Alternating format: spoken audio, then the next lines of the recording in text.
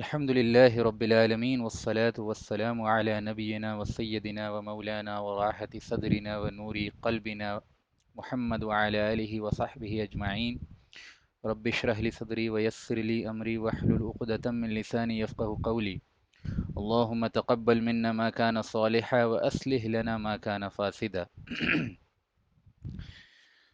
تو جو لوگ مسلسل اس سلسلے سے جڑے ہوئے ہیں وہ جانتے ہیں کہ ہم لوگوں نے جنگ احد کی اسٹڈی جو ہے وہ کمپلیٹ کر لی تھی، اور پھر اس کے بعد ہم نے جو ہے حمرۃ الاسد یا حمراء الاسد والی جو ایک سائیکلوجیکل بیٹل تھی رسول اللہ صلی اللہ علیہ وسلم اور ابو سفیان کے درمیان، بیٹل آف احد کے جسٹ بعد، تو اس کو بھی سمجھ لیا تھا. آج کا جو ہمارا لیکچر ہوگا پرائمریلی، جیسا کہ ٹاپک سے آپ لوگوں کو معلوم ہوگا، کہ جو جنگ احد وغیرہ کے تعلق سے قرآنی آیات کا نزول ہوا ہے سورہ آل عمران میں خصوصاً، اس کو ہم موقع بموقع بیان کرتے رہے ہیں. لیکن جو لیسنس ہیں یا اور قرآنی کمنٹری جو ہے پوری جنگ کے اوپر، اس کا ایک سرسری سا خاکہ جو ہے انشاءاللہ تعالی آج ہم لیں گے، اور جو نصیحت آمیز پہلو ہیں اس جنگ سے اس پہ تھوڑا تبصرہ کریں گے. جس طرح آپ کو یاد ہوگا کہ ہم نے جب جنگ بدر کی پوری اسٹڈی مکمل کر لی تھی تو سورہ انفال کی روشنی میں بدر پہ جو قرآنی تبصرہ ہے اس کو پڑھا تھا. تو کچھ اسی طریقے پہ ہم انشاءاللہ تعالی جو ہے سورہ آل عمران کی روشنی میں جنگ احد کو پڑھیں گے. احد کو احد بھی بولتے ہیں بہت سے لوگ، احد بھی بولتے ہیں، تو اسی لیے آپ مختلف سلائیڈز کے اندر ہمارے بعض جگہ احد اور بعض جگہ احد لکھا ہوا دیکھیں گے. تو دونوں ہی ٹھیک ہے. انگلش میں بعض لوگ احد لکھتے ہیں اس کو، اور میں نے عربوں کو بہت جگہ احد بولتے ہوئے دیکھا ہے. تو دونوں ہی باتیں ٹھیک ہیں، اس میں کوئی مسئلہ نہیں ہے. تو مختلف پوائنٹس ہیں اور ان پوائنٹس کے کانٹیکسٹ میں جو قرآن کی آیتیں ہیں وہ آپ کے سامنے اسکرین پہ اپیئر ہوں گی انشاءاللہ تعالی. تو شروع کرتے ہیں. اعوذ باللہ من الشیطان الرجیم، بسم اللہ الرحمن الرحیم. ہیڈنگ جیسا آپ کے سامنے ہے کہ سم لیسنس اینڈ مورلس فرام احد، یعنی جنگ احد سے جو نصیحت آموز پہلو ہیں قرآن کی روشنی میں انشاءاللہ تعالی ہم دیکھیں گے. تو سب سے پہلے ہم شروع کرتے ہیں آل عمران کی. اللہ تعالی نے جو آیت نمبر 137، 138 اور 139 میں بیان کیا، یہ ان تین آیتوں کے اندر گویا کہ ایک طرح سے یونیورسل لا اللہ تعالیٰ نے بیان کیا ہے، جو تمام اقوام کے اوپر، دنیا کی تمام قوموں کے اوپر جو ہے وہ اللہ تعالیٰ کا وہ ایک یونیورسل لا ہے جو منطبق ہوتا ہے نا. اس کے تعلق سے بیان ہو رہا ہے. تو اللہ تعالیٰ فرماتا ہے قد خلت من قبلکم سنن فسیروا فی الارض فانظروا کیف کان عاقبۃ المکذبین، کہ تم سے پہلے کی امتوں پہ، تم سے پہلے کے لوگوں پہ سنن جو ہے اللہ تعالیٰ کی سنت کا جو مجموعی انطباق ہے، وہ تم سے پہلی کی امتوں کے اوپر بھی اللہ کا وہی قاعدہ قانون نافذ رہا ہے. یعنی اللہ تعالیٰ نے دنیا کے اندر قوموں کے عروج و زوال کا، فتح و نصرت کا، غلبہ اور مغلوبیت کے چند قوانین بنا رکھے ہیں جن کو اللہ کی سنت کہتے ہیں. یعنی ہر معاملے میں اللہ تعالیٰ کا جو ایک طریقہ کار ہے دنیا کو چلانے کا، اس کو سنت الہی کہتے ہیں نا. وہ سنت الہی کسی خاص ڈائمنشن میں ہوتی ہے. جیسے فار ایگزامپل ابھی ہم دنیا میں قوموں کی عروج و زوال کے تعلق سے جو سنتیں ہیں ان کو یہاں اللہ تعالیٰ بیان کر رہا ہے. ورنہ آپ جانتے ہیں کہ وہ اللہ تعالیٰ کے وہ قواعد و قوانین جس سے اللہ تعالیٰ پورے نظام کائنات کو چلاتا ہے، اس کے مجموعی کلیکشن کو سنت الہی کہتے ہیں. اور سنت الہی کا پورا تفصیلی علم جو ہے وہ کسی کو نہیں ہو سکتا، سوائے اللہ کے کوئی نہیں جانتا. لیکن یعنی قرآن میں مختلف مواقع پہ اللہ تعالیٰ کی سنت کی طرف اشارہ ہوتا رہا ہے. تو یہاں اللہ تعالیٰ فرما رہا ہے کہ جو قوموں کی عروج و زوال کا اور جو قوموں کی فتح و شکست کا جو قاعدہ ہے، وہ صرف مسلمانوں کے اوپر منطبق نہیں ہے، بلکہ تم سے پہلے کی امتوں کے ساتھ بھی یہ معاملہ ہوتا رہا ہے. پھر آگے اللہ فرماتا ہے فسیروا فی الارض، لہٰذا زمین پہ چل پھر کے دیکھو، زمین کی سیر کر کے دیکھو. یعنی گویا کہ تاریخی طور پہ اللہ تعالیٰ نے یہ بات کہی کہ تاریخ کا مطالعہ کر کے دیکھو اور زمین کے مختلف مقامات کو ٹریول کر کے دیکھو کہ اللہ تعالیٰ نے جو مختلف قوموں کو بنایا ہے، مختلف قوموں کو آباد کیا ہے، ان کے اوپر بھی اللہ کی وہ نیچرل قوانین جو ہیں وہ نافذ ہوئے ہیں. کبھی وہ عروج پہ جاتے ہیں، کبھی ان کا زوال آتا ہے. ٹھیک ہے، تو گویا کہ ایک یونیورسل لا کا بیان یہاں ہو رہا ہے. فانظروا کیف کان عاقبۃ المکذبین، اور دیکھو کہ اللہ کی تکذیب کرنے والوں کا، اللہ کی نافرمانی کرنے والوں کا انجام کیا ہوتا ہے. یہاں ایک ورڈ بہت امپورٹنٹ ہے، وہ ہے عاقبہ،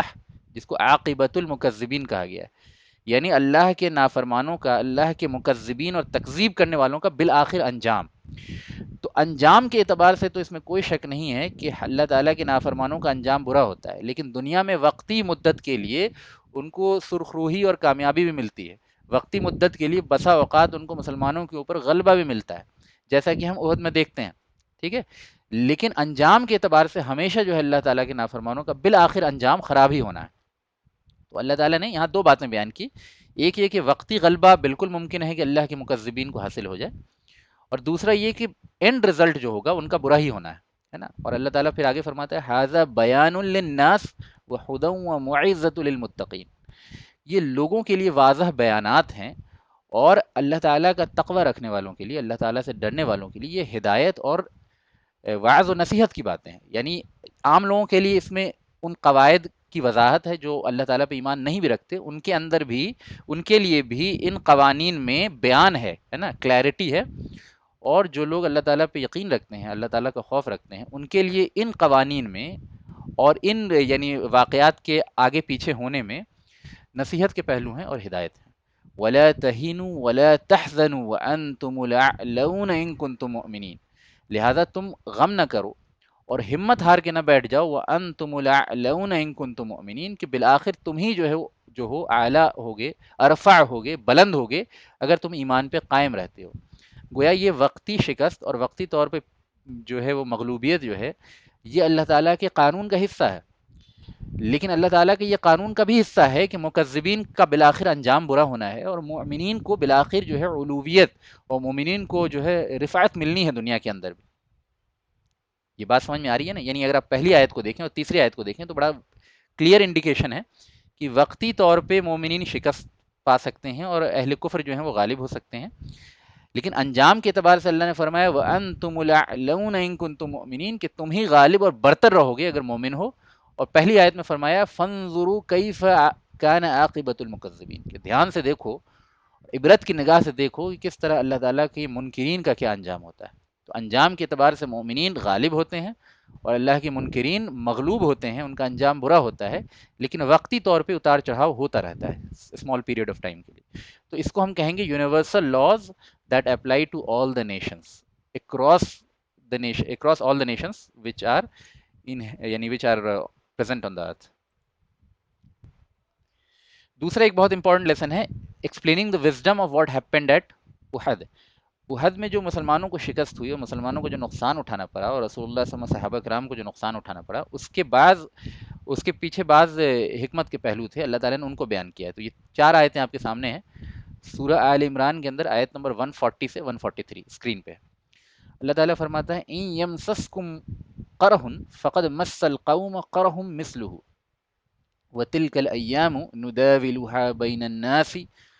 وليعلم الله الذين آمنوا ويتخذ منكم شهداء والله لا يحب الظالمين،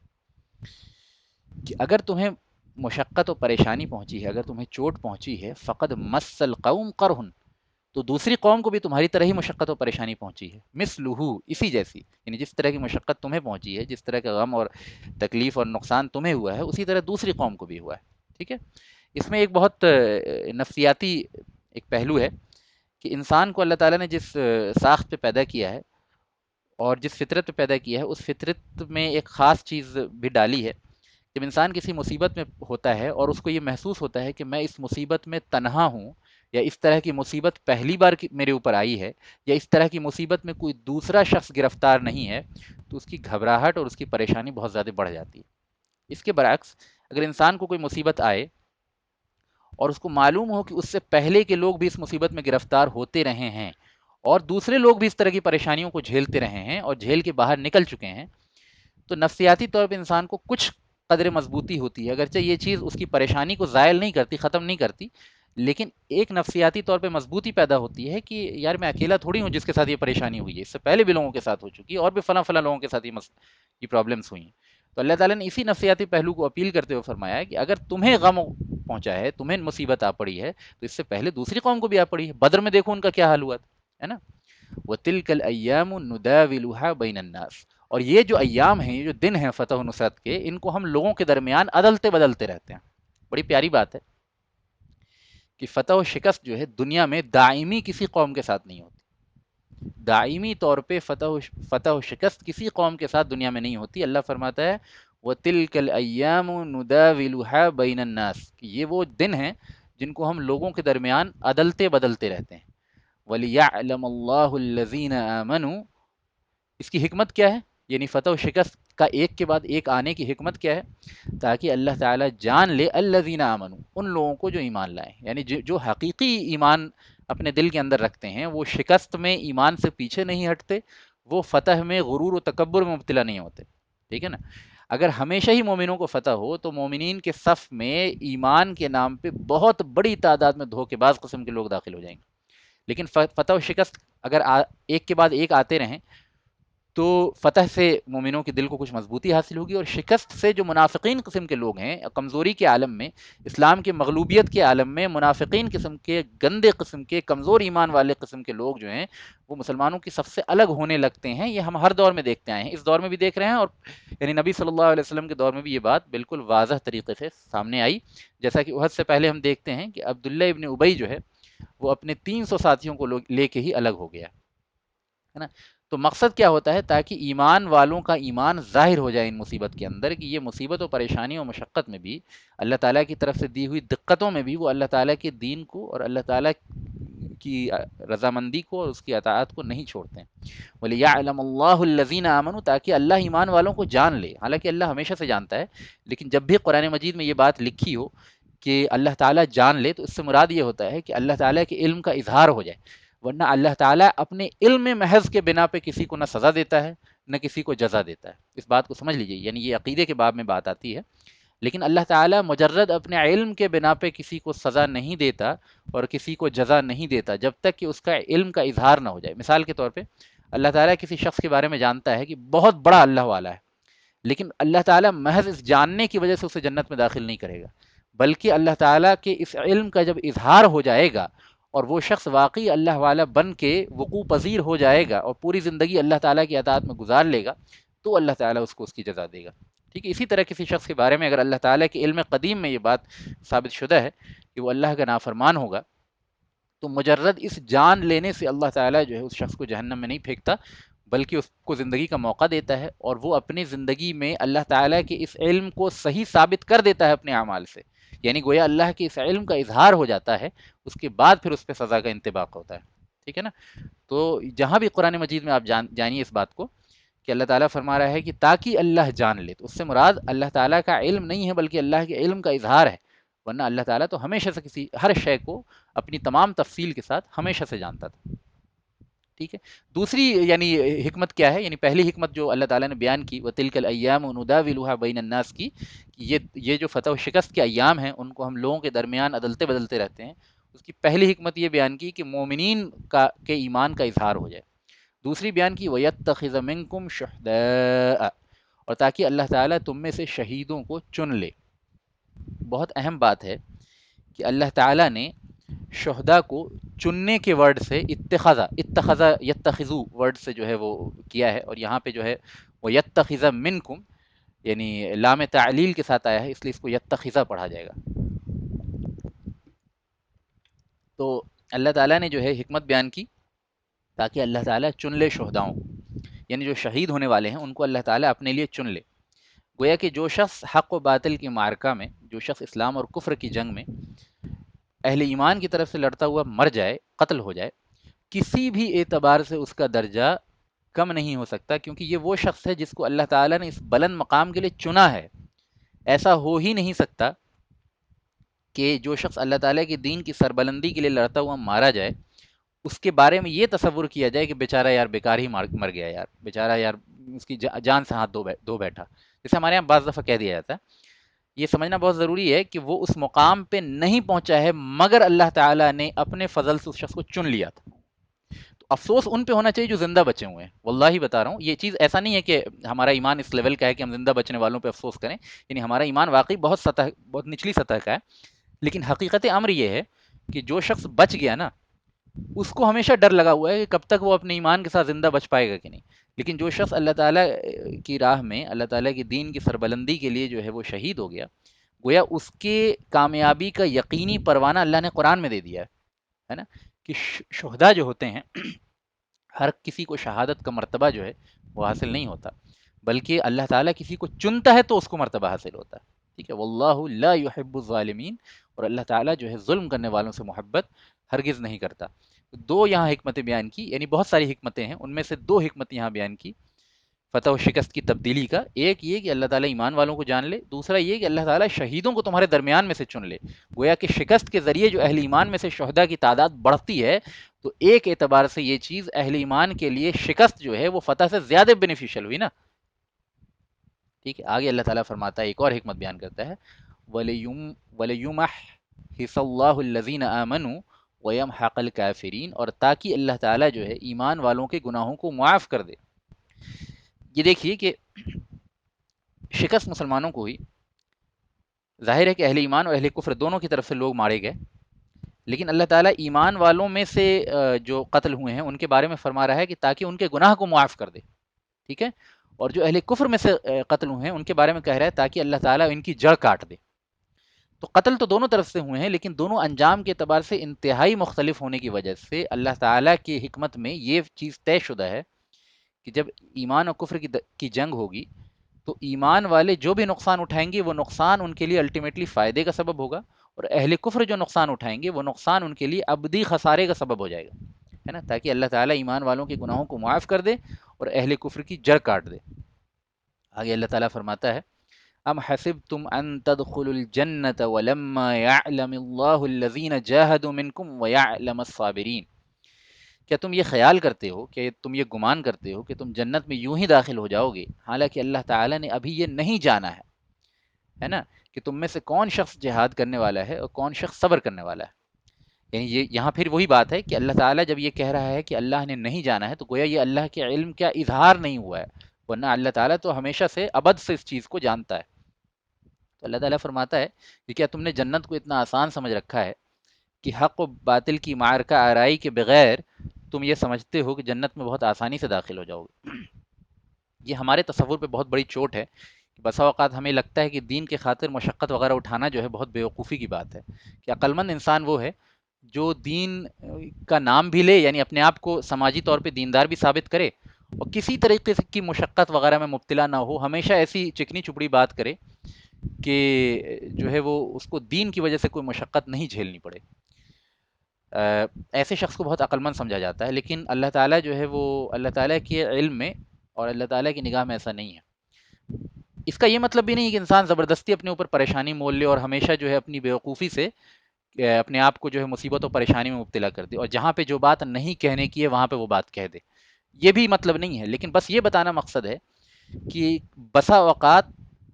کچھ مواقع ایسے آتے ہیں جہاں پہ حق کا اظہار لازم ہو جاتا ہے، واجب ہو جاتا ہے ہر جاننے والے شخص کے اوپر۔ ایسے موقع پہ حق کے اظہار کی وجہ سے اگر کچھ پریشانی اور کچھ مشقت آ جائے تو یہ انسان کی جنت کی راہ کو آسان کرتا ہے اور جہنم کی راہ کو بند کرتا ہے، یہ بتانا مقصد ہے بس۔ اور یہ بتانا مقصد ہے کہ جنت کو اتنا آسان نہ سمجھا جائے کہ انسان ہر وقت یہ تصور کرے کہ میں بہت آرام سے اپنی زندگی گزاروں اور جنت میں بھی داخل ہو جاؤں۔ نہیں، کچھ مشقتیں تو آئیں گی، اور وہی مشقت جو ہیں جنت کے ضامن بنتی ہیں، جنت کو یقینی بناتی ہیں۔ چنانچہ اللہ تعالیٰ نے جنگ احد کی مشقت و مصیبت کو سبب بنایا، ریزن بنایا، تاکہ اللہ تعالیٰ کی راہ میں حقیقی جہاد کرنے والے اور اللہ تعالیٰ کی راہ میں حقیقی صبر کرنے والوں کا اظہار ہو جائے۔ دوسری چیز، ایک اور چیز سمجھ لیجیے، قرآن مجید میں جہاں بھی جہاد اور صبر کا ذکر جو ہے وہ اکثر مقامات پہ ایک ساتھ آیا۔ تو یہاں ایک چیز بتانا مقصود ہے کہ جہاد فی سبیل اللہ، قتال فی سبیل اللہ جو ہے وہ صبر کے منافی کوئی شے نہیں ہے۔ ایسا نہیں ہے کہ صبر جو ہے وہ قتال فی سبیل اللہ کا اپوزٹ چیز ہے، یعنی یا تو آپ صبر کریں گے یا اللہ کی راہ میں قتال کریں گے، نہیں،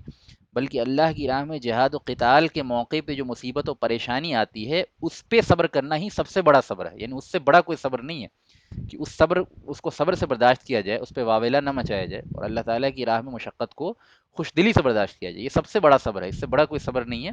اور صبر اور قتال جو ہے، صبر اور جہاد فی سبیل اللہ وغیرہ جو ہیں ایک دوسرے کے منافی نہیں ہیں، اپوزٹ نہیں ہیں، ٹھیک ہے۔ تو آگے اللہ فرماتا ہے وَلَقَدْ كُنْتُمْ تَمُنُّونَ الْمَوْتَ مِنْ قَبْلِ أَن تَلْقَوْهُ فَقَدْ رَأَيْتُمُوهُ وَأَنْتُمْ تَنْظُرُونَ۔ اس آیت میں اللہ تعالیٰ نے ایک ریالٹی چیک کیا ہے۔ وہ صحابہ جو جنگ بدر میں شامل نہیں ہو پائے تھے وہ بڑی شدت سے شہادت کے منتظر تھے اور بہت جوش و خروش سے چاہتے تھے کہ شہادت ان کو نصیب ہو، لیکن جب جنگ احد میں کچھ شکست وغیرہ کا معاملہ ہوا تو کچھ ان میں سے کچھ کی ہمتیں ٹوٹنے لگیں اور کچھ کے قدم بھی اکھڑ گئے، ہے نا، اور وقتی مغلوبیت میں وہ بعض جو ہے میدان جنگ سے بھاگ بھی گئے، واپس حالانکہ آئے، لیکن وقتی طور پہ جو ہے ان کے اوپر بھی خوف غالب آیا۔ تو اللہ تعالیٰ نے یہاں ایک ریئلٹی چیک دیا ہے کہ تم جو شہادت کی تمنا وغیرہ کیا کرتے تھے، تم جو موت کی تمنا کیا کرتے تھے، وَلَقَدْ كُنْتُمْ تَمُنُّونَ الْمَوْتِ، تمنون الموت، کہ تم تو موت کی تمنا کیا کرتے تھے، من قبل یعنی اس جنگ سے پہلے، ان تلقوہ اس سے پہلے کہ جب تمہاری موت سے ملاقات ہوئی، یعنی احد کے دن تم نے جو ہے موت کو اپنی نگاہوں سے دیکھ لیا، اس سے پہلے تم موت کی تمنا کیا کرتے تھے، فقد رأیتموہ، اور اب تم نے اسے دیکھ لیا ہے، وانتم تنظرون اس حال میں کہ تم اسے دیکھ رہے ہو۔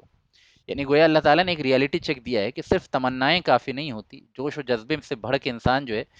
یہ باتیں کرے کہ میں یعنی میں اللہ تعالیٰ کی راہ میں قتل ہونا چاہتا ہوں، میں اللہ کی راہ میں شہید ہونا چاہتا ہوں، یہ ساری باتیں وہ زبان سے کہے اور اس کا ایمان اس کے بقدر نہ ہو تو بسا اوقات پھر آزمائش بھی آ جاتی ہے، بسا اوقات اس آزمائش میں انسان ناکام بھی ہو جاتا ہے۔ تو اسی لیے زبان سے دعوے نہیں کرنے چاہیے، بلکہ اللہ سے دعا کرنا چاہیے کہ اللہ تعالیٰ جو ہے ہمیں اس لائق بنائے کہ ہم جو ہیں وہ اللہ تعالیٰ کی راہ میں شہید ہوں، اللہ تعالیٰ کی راہ میں قربانی دیں۔ لیکن اگر ہم اس لائق نہ ہوئے اللہ تو ہمیں آزمائش سے بچا، ہے نا۔ یہ دعوے نہیں کرنے چاہیے کہ ارے اللہ کی راہ میں تو ہم جو ہیں وہ گردنیں کٹا سکتے ہیں اور ہم تو حسین کی اولاد وغیرہ وغیرہ۔ شعر و اشعار میں یہ کہنا بہت آسان ہوتا ہے، لیکن حقیقی زندگی میں جب مصیبتیں پریشانی چھوٹی چھوٹی بھی آتی ہیں تو آدمی جو ہے وہ تلملا اٹھتا ہے۔ تو بہت ضروری ہے کہ انسان اپنے ایمان کے بقدر جو ہے وہ باتیں کرے، ایمان سے بڑھ کے باتیں نہ کرے، ہاں ایمان سے بڑھ کے دعائیں ضرور کر سکتا ہے کہ اللہ تعالیٰ مجھے اس لائق بنا کہ میرے اندر اتنی ہمت پیدا ہو، اے اللہ مجھے اس لائق بنا کہ میں اب تیرے دین کا خادم بن سکوں، اے اللہ مجھے اس لائق بنا کہ تیرے دین کے لیے مشقتیں برداشت کر سکوں۔ لیکن دعوے کرنا جو ہے اور باتیں کرنا جو ہے یہ اللہ تعالیٰ نے کچھ خاص پسند نہیں فرمایا ہے اس چیز میں، ٹھیک ہے نا۔ تو یہ بہت ایک امپورٹنٹ پوائنٹ تھا۔ یہ ساری وزڈمز تھی جو احد سے ہمیں سمجھ میں آتے ہیں۔ آگے چلتے ہیں اور کیا وزڈم ہے، یعنی اللہ تعالیٰ نے سورہ آل عمران کے اندر جو ہے پچھلی امتوں کے مجاہدین کا بھی تذکرہ کیا ہے اور اس سے بھی مسلمانوں کی اور صحابہ کرام کی ہمت بڑھائی ہے، اور اس میں پھر وہی نفسیاتی پہلو ہے جو میں نے شروع میں ہی بیان کیا کہ انسان جب کوئی بھی بڑا کام یا کوئی مصیبت اس کے اوپر آتی ہے، جب وہ یہ محسوس کرتا ہے کہ دوسرے لوگ بھی اس مصیبت سے گزر کے ابھر چکے ہیں یا دوسرے لوگ بھی اسی قسم کی مشقت میں گرفتار ہیں، تو اس کی سینہ جو ہے کچھ قدر مضبوط ہوتا ہے۔ اسی طرح انسان کو کوئی بڑا کام کرنا ہوتا ہے، وہ بڑے کام کا ارادہ کرتا ہے، کوئی مشکل اور مشقت بڑے کام کا ارادہ کرتا ہے، تو جب وہ یہ دیکھتا ہے کہ اس کے جیسے دوسرے لوگوں نے بھی وہ کام کیا ہوا ہے، اس کی ہمت تھوڑی بڑھ جاتی ہے۔ بہت ہی فطری بات ہے۔ اسی چیز کو اللہ تعالیٰ نے یوز کرتے ہوئے انسان کی اسی فطری پہلو کو مد نظر رکھتے ہوئے اللہ تعالیٰ نے یہاں اگزامپل دیا ہے، اور اسی لیے انسان جو ہے سب سے بہتر اگزامپل سے سمجھتا ہے۔ یعنی رسول اور پیغمبروں کو بھیجنے کا ایک بہت بڑا سبب یہ بھی ہوتا ہے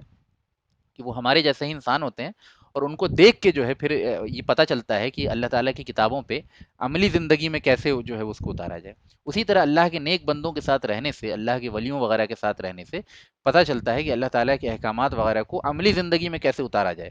ورنہ صرف کتابیں پڑھ کے، یہاں تک کہ آپ قرآن مجید کی تمام تفاسیر جو ہیں بہترین سے بہترین تفاسیر پڑھ لیں اور احادیث وغیرہ کی تمام شروحات وغیرہ پڑھ لیں، تو بھی اگر آپ اللہ تعالیٰ کے نیک بندوں کے ساتھ اٹھنا بیٹھنا آپ کا نہ ہو، یا آپ اچھے بڑے علماء کے ساتھ آپ کا اٹھنا بیٹھنا نہ ہو، یا ان کے ایگزامپلس کو آپ اپنی عملی زندگی میں نہ دیکھیں، تو آپ کی سوچ بہت ہی نچلی سطح کی رہے گی، ہے نا، اور آپ جو ہیں عملی زندگی میں ان آیات اور ان احادیث وغیرہ پہ عمل کرنے سے اکثر و بیشتر قاصر رہیں گے۔ اسی لیے ایگزامپلس کے ذریعے انسان سب سے بہتر طریقے سے سمجھتا ہے نا۔ قرآن نے اس چیز کو سمجھا ہے، اسی لیے موقع بموقع جو ہے وہ واقعات وغیرہ کچھ قدر تفصیل سے کچھ چینجز کے ساتھ جو ہے آتے رہتے ہیں۔ تو یہاں بھی اللہ تعالیٰ نے پچھلی امتوں کے مجاہدین وغیرہ کا اگزامپل دے کے بیان کیا ہے سورہ آل عمران کے اندر۔ چنانچہ اللہ تعالیٰ فرماتا ہے وَكَأَيٍّ مِّن نَّبِيٍّ قَاتَلَ مَعَهُ رِبِّيُّونَ كَثِيرٌ فَمَا وَهَنُوا لِمَا أَصَابَهُمْ فِي سَبِيلِ اللَّهِ وَمَا ضَعُفُوا وَمَا اسْتَكَانُوا وَاللَّهُ يُحِبُّ الصَّابِرِينَ وما كان قولهم إلا أن قالوا ربنا اغفر لنا ذنوبنا وإسرافنا في أمرنا وثبت أقدامنا وانصرنا على القوم الكافرين فأتاهم الله ثواب الدنيا وحسن ثواب الآخرة والله يحب المحسنين۔ یہاں اللہ تعالیٰ نے پچھلی امتوں کے مجاہدین کا تذکرہ کیا، چنانچہ فرماتا ہے اللہ تعالیٰ وَكَأَيٍّ مِّن نَّبِيٍّ کتنے ہی نبی ایسے گزرے ہیں قاتل معه ربیون کثیر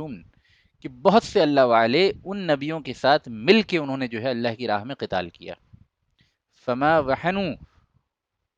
لما اصابہم فی سبیل اللہ، تو جب اللہ تعالیٰ کی راہ میں ان کو مصیبتیں اور پریشانیاں اور مشقتیں آئیں تو وہ ہمت نہیں ہارے. وما ضعوفوا، اور انہوں نے کمزوری کا مظاہرہ نہیں کیا. وما استکانوا، اور تھک کے نہ بیٹھ گئے. واللہ یحب الصابرین، اور اللہ تعالیٰ جو ہے صبر کرنے والوں کو سے محبت کرتا ہے.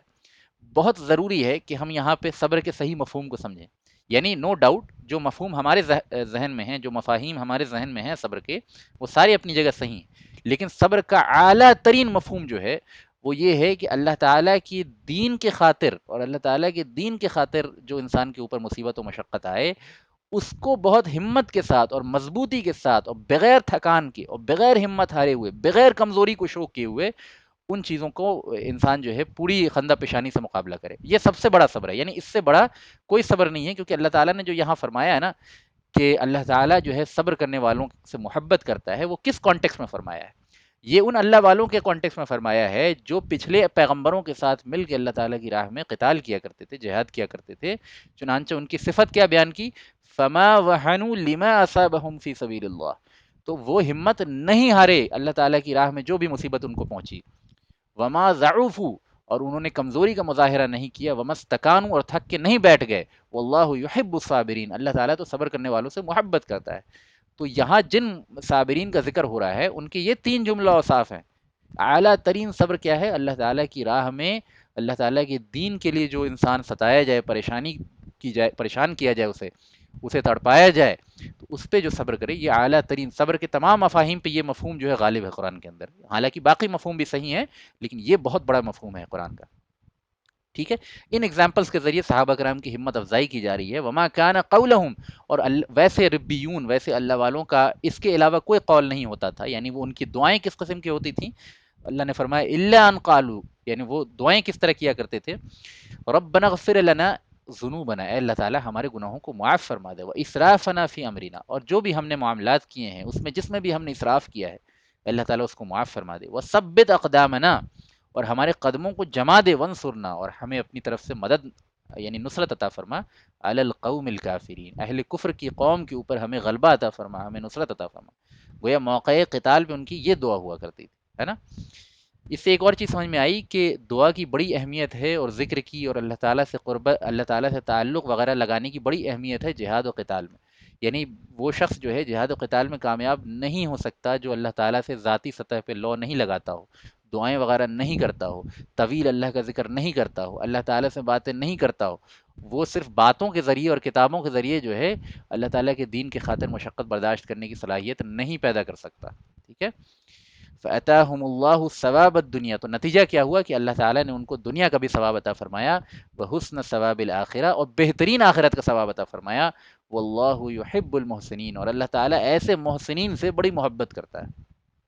ہے نا. تو اللہ تعالیٰ کی محبت کو بھی یقینی بناتی ہے اس قسم کا صبر کہ اللہ تعالیٰ کے مشقت، اللہ تعالیٰ کے دین کے خاطر اور اللہ تعالیٰ کے یعنی دین کی بلندی کے خاطر جو جہاد فی سبیل اللہ ہو یا قتال فی سبیل اللہ ہو، اس میں بہت ہمت کے ساتھ مضبوطی سے جمے رہنا اور کمزوری کا اظہار نہ کرنا اور نہ تھکنا، ہے نا. اور اللہ تعالیٰ سے مسلسل جو ہے مناجات وغیرہ، دعائیں وغیرہ کرتے رہنا، یہ ساری چیزیں اللہ تعالیٰ کی محبت کو یقینی بناتی ہیں. اور جب اللہ کی محبت یقینی ہو جائے تو اللہ تعالیٰ اس بندے کے کو عذاب دینے کو اپنے اوپر حرام کر لیتے ہیں. یعنی یہ ممکن نہیں ہے کہ اللہ تعالیٰ کسی کو اپنا محبوب قرار دے دیں اور پھر اسے عذاب دیں، یہ ممکن نہیں. ٹھیک ہے نا.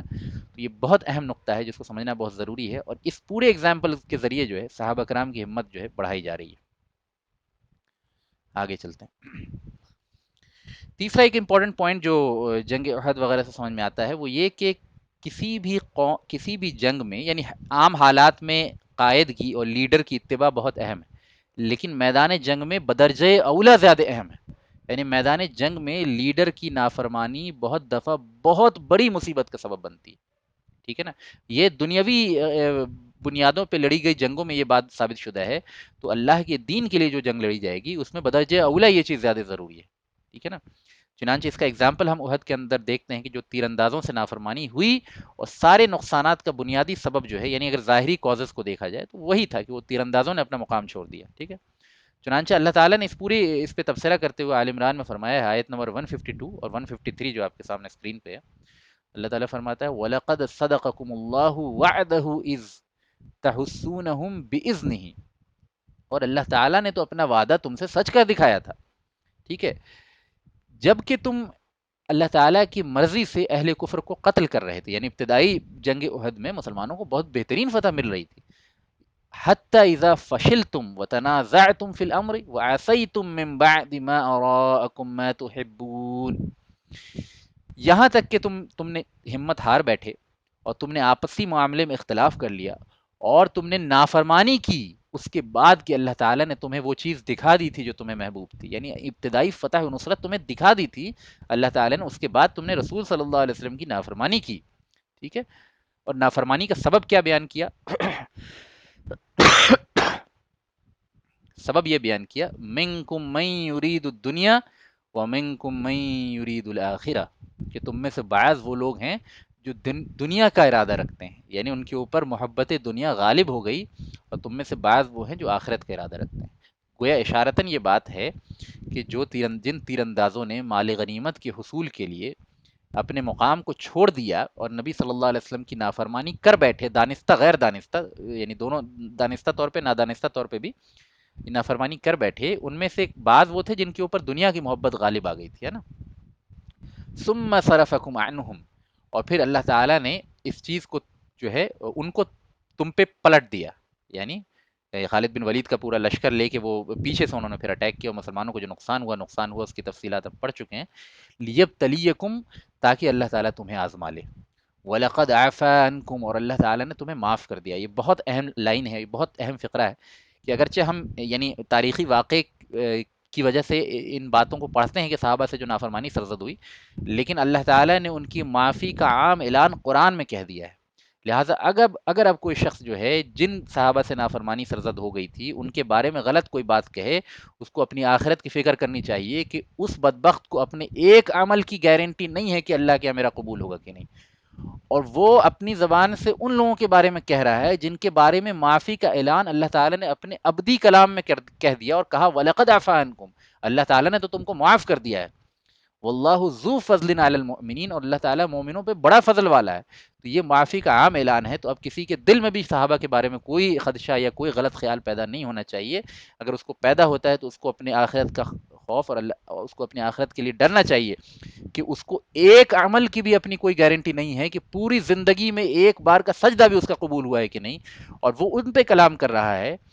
جن کے بارے میں جن کی قبولیت کا اعلان اللہ تعالیٰ نے اپنی ابدی کلام میں کر دیا ہے۔ تو بہت ضروری ہے کہ جہاں ہم ان لیسنس کو سمجھیں کہ لیڈر کی اہمیت اور رسول اللہ صلی اللہ علیہ وسلم کی اطاعت وغیرہ کی کیا اہمیت ہے اور ان کی نافرمانی کی کیا نقصانات ہیں، اور تاریخی طور پہ یہ واقعات کو پڑھیں، وہاں ہم یہ جانیں کہ ان سے جو بھی خطا ہوئی اللہ تعالیٰ نے ان کو نبی صلی اللہ علیہ وسلم کی برکت، صحبت کی برکت سے معاف کر دیا ہے، اور ہمارے ایک بھی گناہ معاف ہوا ہے کہ نہیں اس کی بھی گارنٹی نہیں ہے، اور ہمارا ایک بھی عمل قبول ہوا ہے کہ نہیں اس کی بھی گارنٹی نہیں ہے، تو ہم اس پوزیشن میں ہی نہیں ہیں کہ ان پہ کوئی غلط تبصرہ کر سکے یا ان کے بارے میں کوئی غلط خیال قائم کر سکے، ٹھیک ہے نا۔ اور پھر اللہ تعالیٰ نے اس کی تصویر کشی کی، جو ماحول تیار ہو گیا تھا، یعنی ایک دم سے جو مسلمانوں پہ خالد بن ولید کا لشکر ایک طرف سے اور پھر ابو سفیان دوبارہ پلٹا ہے اور مسلمانوں دو طرف سے نرغے میں پھنس گئے تھے، اس موقع پہ جو افراتفری کی کیفیت پیدا ہو گئی تھی اس کی تصویر کشی اللہ تعالیٰ نے یہاں کی ہے کہ اذ تصعدون ولا تلون علی عہد، کہ جب تم چڑھ رہے تھے پہاڑ کے اوپر اور بھاگنے کی کوشش کر رہے تھے، ولا تلون علی عہد، اور تم کسی کی طرف بھی التفات نہیں کر رہے تھے، کسی کی طرف بھی نہیں دیکھ رہے تھے، والرسول یدعوکم فی اخراکم، اور رسول اللہ صلی اللہ علیہ وسلم تم کو تمہارے پیچھے سے پکار رہے تھے، ہے نا، فاصابکم غما بغم، اور ایک کے بعد ایک غم تم پہ ٹوٹ پڑا، لکی لا تحزنوا علی ما فاتکم، تاکہ تم ان چیزوں پہ غمگین نہ ہو جو تم سے چھوٹ گئیں، یعنی ایک کے بعد ایک جب غم آتا ہے نا تو انسان پہلے غم کو بھول جاتا ہے، دوسرے غم، پھر اس سے بڑا کوئی تیسرا غم آ جائے، تو انسان جب مسلسل غم کے سائیکل میں رہتا ہے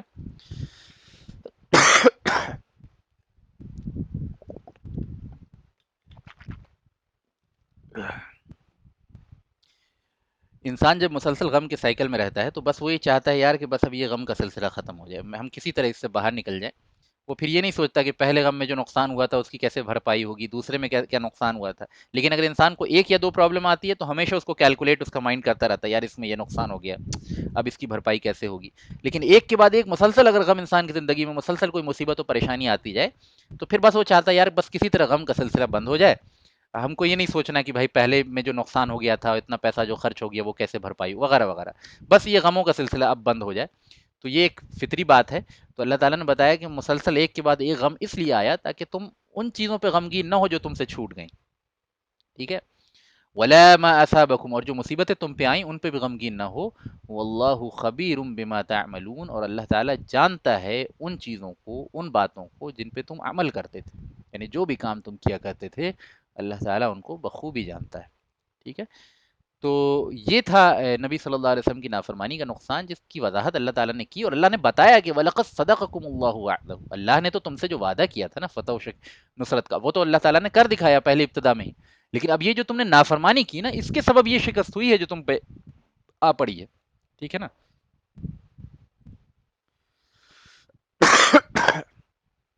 ایک اور سبب کیا تھا شکست کا جو بہت بڑا سبب ہے،